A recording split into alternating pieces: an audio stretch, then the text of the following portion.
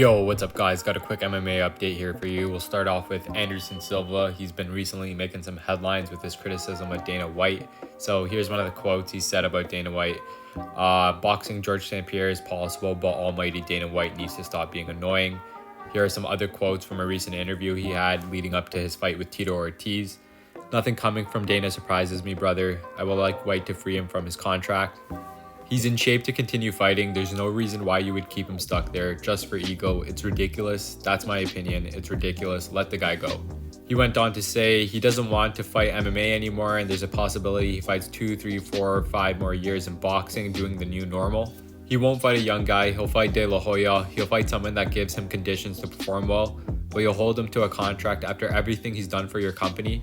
Doing something like that is ridiculous. It's ridiculous. You don't need that. Silva's making some great points over here, and a lot of other fighters have already said this, including Jake Paul. But you got fighters like Conor McGregor, John Jones complaining about fighter pay, Jorge Masvidal. A lot of the top UFC guys are complaining about fighter pay. And this isn't even about fighter pay. This is Dana White holding on to somebody's contract and not letting them go.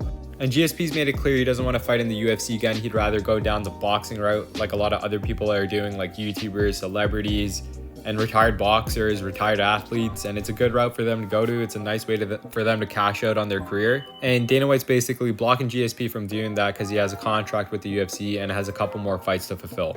And speaking of the devil, Dana White was recently on Travis Browne's podcast, who's Ronda Rousey's husband, just to give some context on what's coming up here. And they were talking about fighter pay. Obviously, again, Dana White was just roasting everybody who discusses fighter pay and ripping the media, talking about how the media always brings up fighter pay to just get view counts, and it's not really a real thing. They're just kind of blowing it up and highlighting it.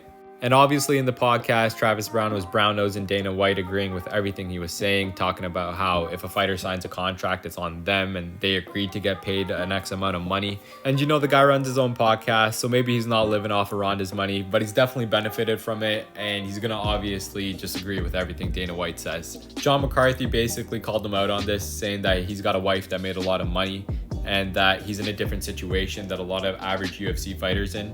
He also went on to discuss how it's kind of like a business and promoters want to get fighters for the least amount of money. And obviously the fighter wants to make the most they can, but what happens in these types of situations is the lower tier fighters and the average fighters tend to get put into tough situations and tough contracts. That's it for this video. Thank you guys so much if you're still watching. Comment down below who you think is going to win the fight this weekend. I'm going with Silva. Let me know what you guys think. If you want quick sports updates like this, make sure to like, subscribe, share, all that good stuff. I will see you guys on the next one.